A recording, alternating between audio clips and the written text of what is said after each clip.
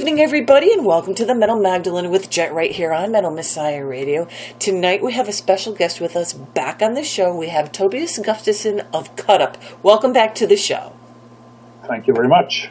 So, Cut Up has a new album out on Metal Blade Records, but before we get into that, I just wanted to ask you really quick how the Netherlands Death Fest went for you. Weren't you pulling off like double duty with God Macabre and Niflheim? Yes, that's right. I just recently, joined Niflheim as the live drummer to help them out for a number of shows because their old drummer left the band. So Hellbutcher called me up. I think this was the third time he called me and asked me to help them out. And the previous two times it didn't work out for me time-wise. It wasn't a very good timing because I was busy with other band stuff at those times. But now it worked really good. So, and I really wanted to do it as well since they obviously needed a drummer and the show was already confirmed and so on. So, and they're really, really, really nice guys.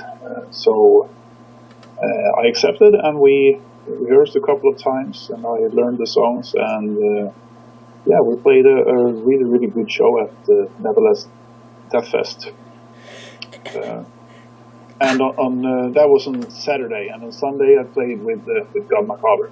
Okay, I was just going to ask you that. I hope you had some time to rest in between there.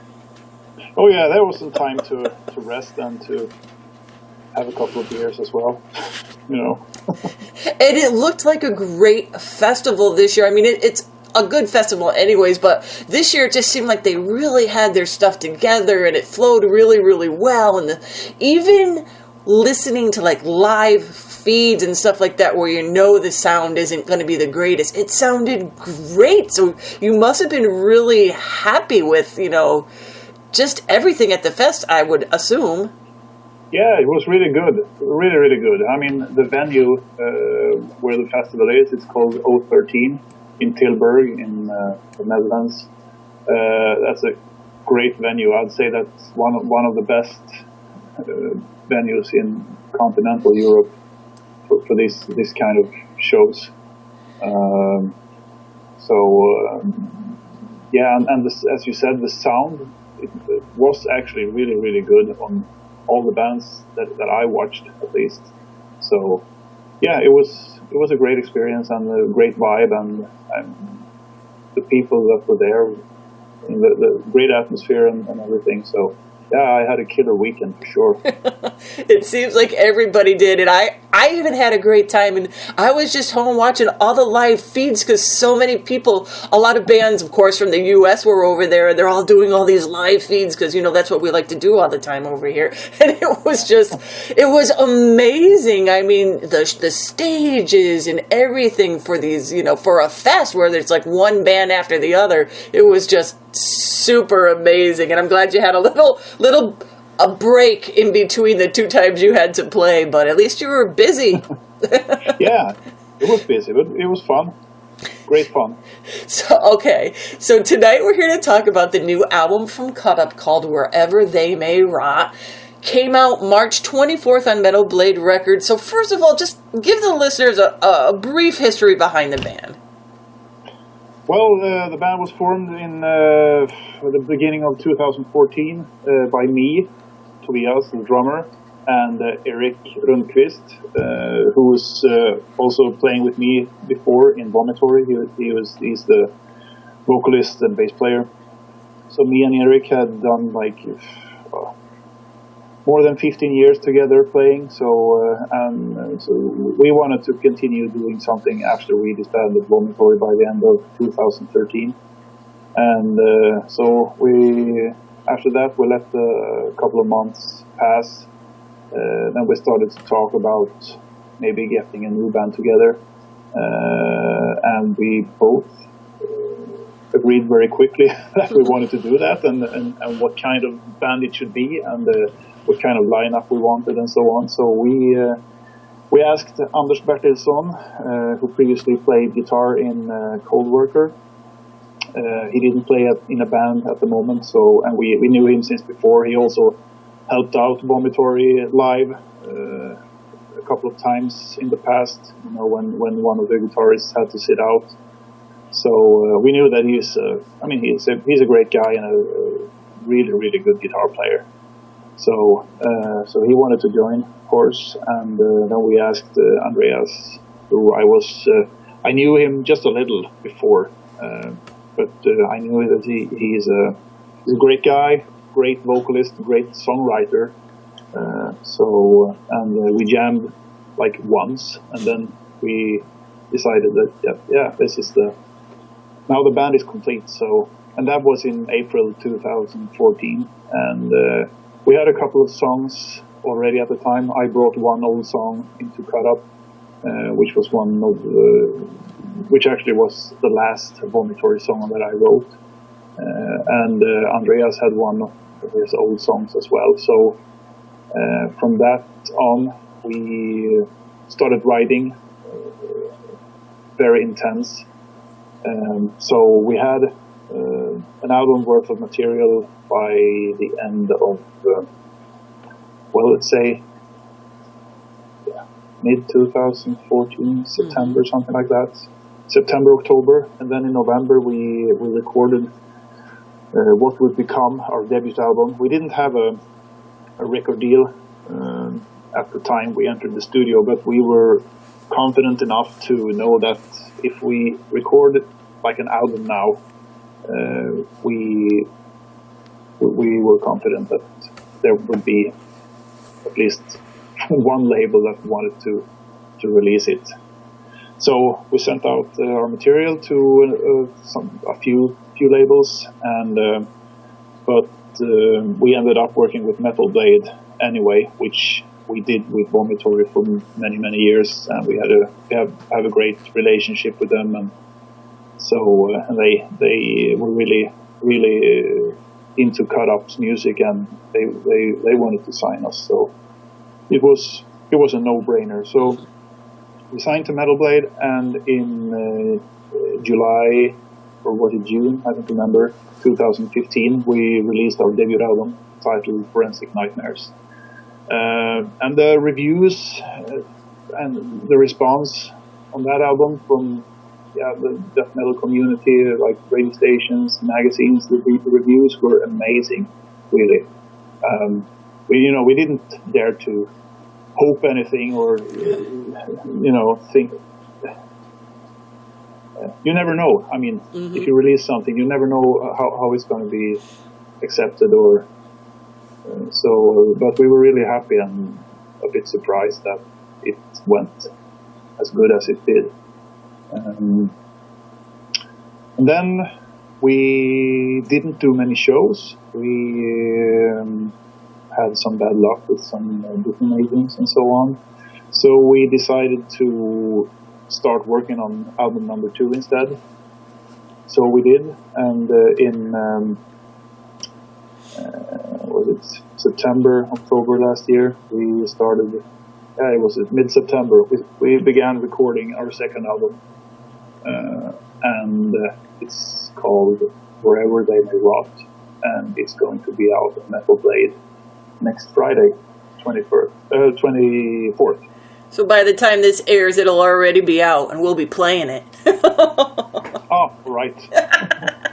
So I was going to ask you that too. So that really explains it then, because I was like, you have your first album out. It's not even out barely a year yet, and you're already recording the second album. So it was that little bit of a misfortune you had, you said, with some booking agents that led you to the fortune of getting another album written, and a good one. So you had some time there that you could.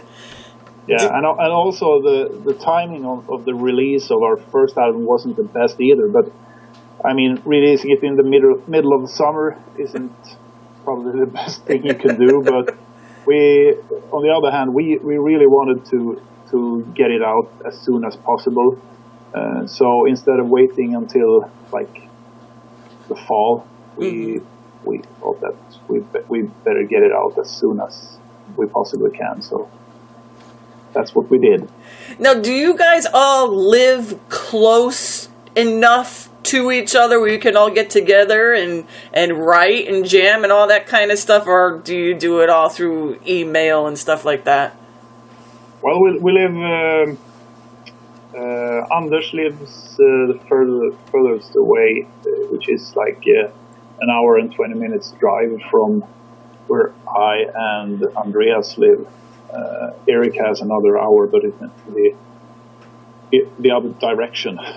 So we live pretty close to each other. We try to get together at least once a week to in the rehearsal room and practice the songs and talk about the boring stuff that comes with playing in a band.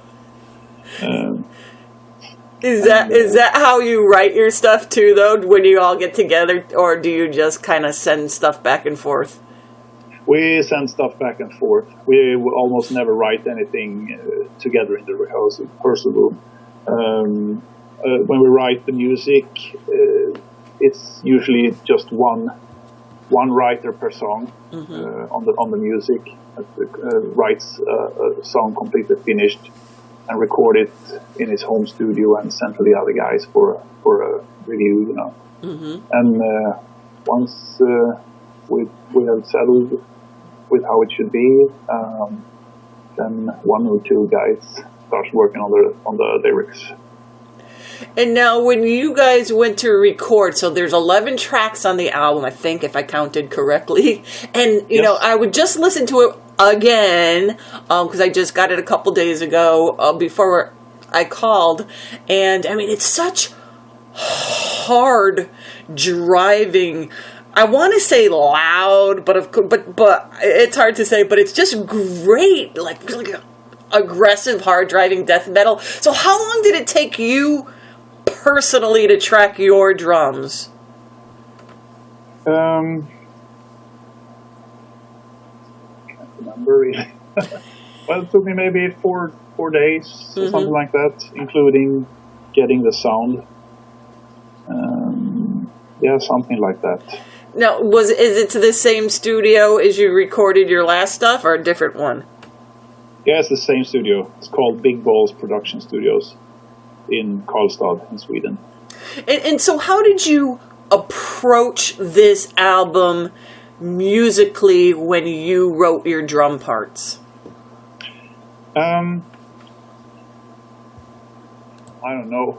To play as good as possible, as solid as possible. Well, I don't have any special, I just want to play as good as possible and be as well prepared before the studio as possible, but I always fail on that part.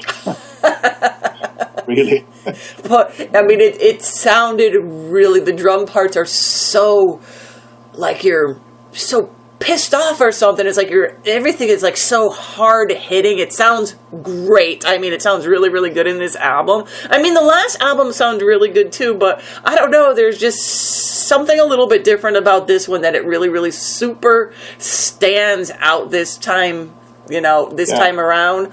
Now, as far as, the album itself, I know I'm asking the drummer and all, but are there any basic themes through this album? I mean, can you tell us about it at all as far as it was lyrically approached? Well, I guess it's more or less the same as the last album. The first album. We play brutal death metal and write about gore and death and those. And that's what this one is about. It's funny you said like the last album and the first album. Well, the last album was the first album. Yes. So one of the things I like about this band too, besides, like I said, this album is like just super hard driving.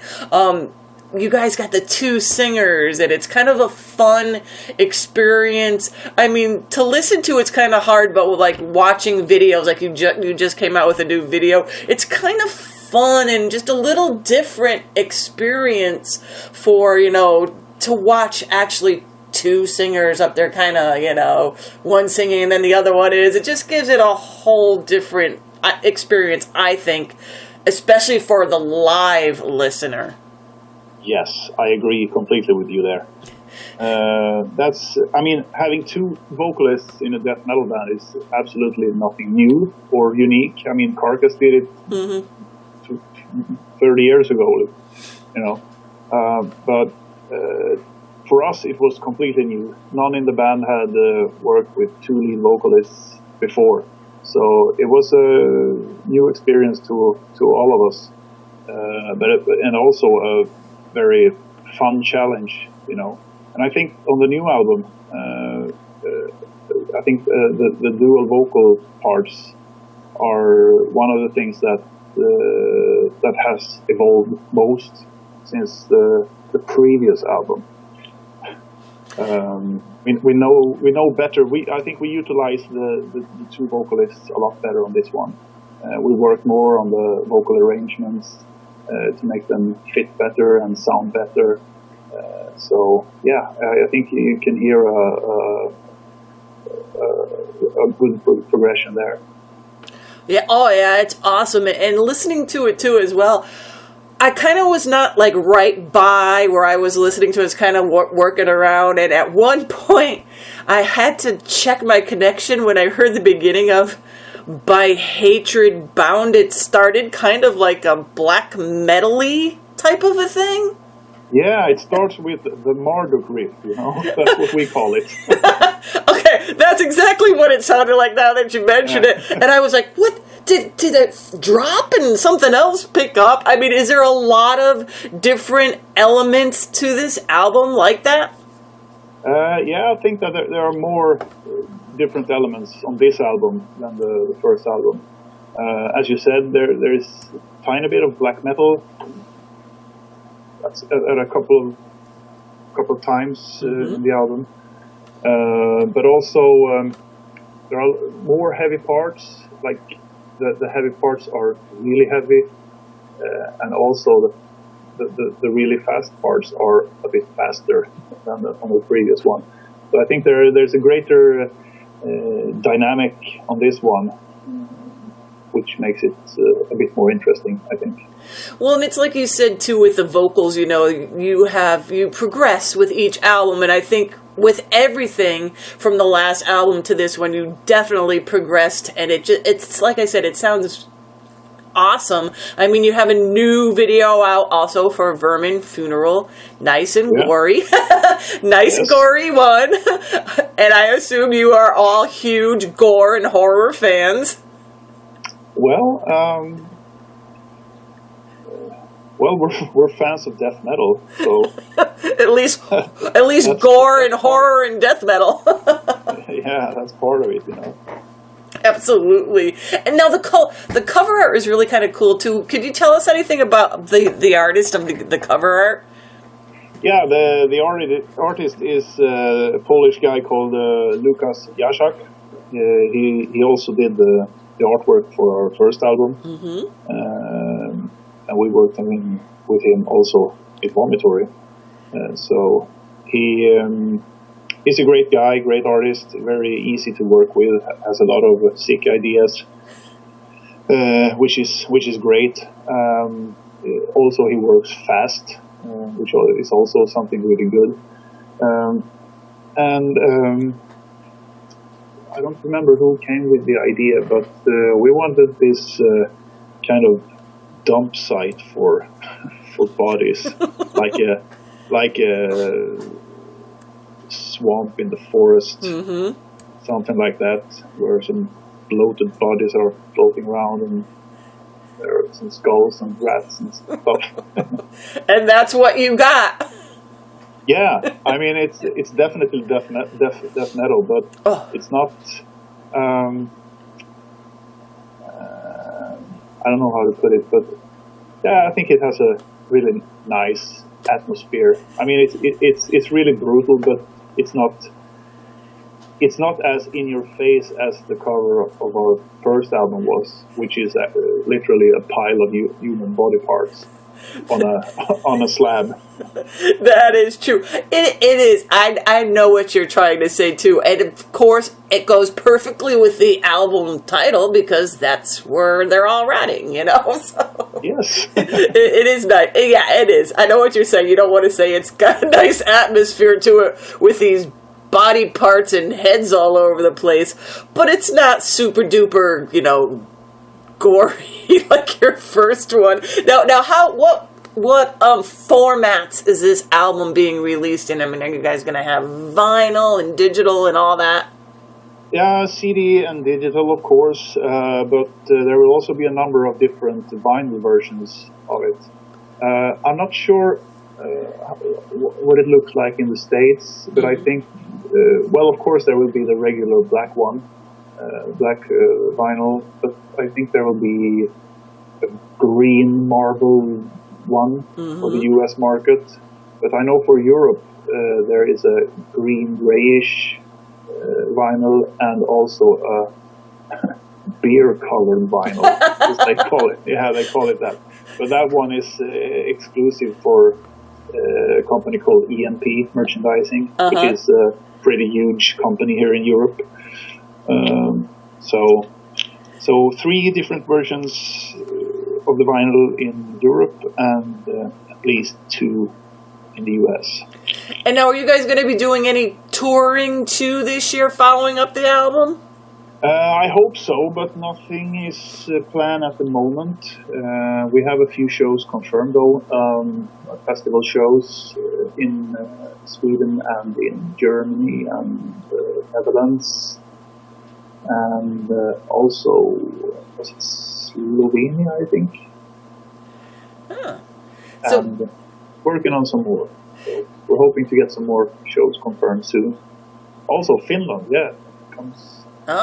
So you got a couple things going on there this year while you're waiting for the other stuff. And so, Tobias, we're going to ask you a couple little drummy questions now. Are you still using the same drum kit as the last time we talked? I mean, it looks bigger to me. It's the same drum kit, but I think that if I remember right, on the first album I only used 1 kick drum, but still 3 rack toms and 1 floor tom. Nowadays I use 2 kicks again. Okay, so that's why it looks so big and nice. Now, is there any equipment or any kind of products that you got your eye on that you would love as an addition to the kit? Well, to be honest, I'm trying not to add anything to my kit because the older you get, the less fun it is to carry the stuff around, and also if I have a lot of, let's say, effect symbols like splashes or whatever, you add that to your kit and you play the songs with all these kind of different like special equipment, or say rototoms or octobounds or anything like that. I think it's important to be able to reproduce that when you play live as well, to get the sounds pretty much as they are on the album. And when we play live, I mean, for obvious reasons, I almost never bring my own drum kit when we play in Germany or wherever. So it's always a rental kit, or I mean the kit that is provided by the festival. So I have to play with what they give me. So that's why I don't want to add too much, extra stuff to my setup, because I used to do that some years back. Then it struck me that, well, maybe shouldn't have like 3 splashes. That's overkill, because that's you get used to play them, and you incorporate them in the songs in certain ways and so on. So, but of course, it's always fun with new drum equipment. I love the instrument, and I'm a total nerd for new hardware or new drum heads or whatever. It's always fun to keep up with with the product development. Well, So what is the oldest piece of equipment that you have as part of your kit setup? That I'm using right now, you mean? Sure, yeah. We want to know what's the oldest piece on that kit, whether it be a stand or a cymbal or whatever. That's probably my snare drum. Let me think. Yeah, I'm pretty sure. It's my snare drum. And how long have you had that baby?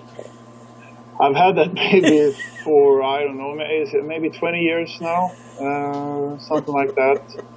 I think I bought it used from a friend, but an older drummer. I think it must have been like in 1999. Yeah, I think something like that. 98 or 99. And I've used it on basically every recording since then. All the Vomitory albums and everything with Torture Division, and I also used it on the Amon Amarth album.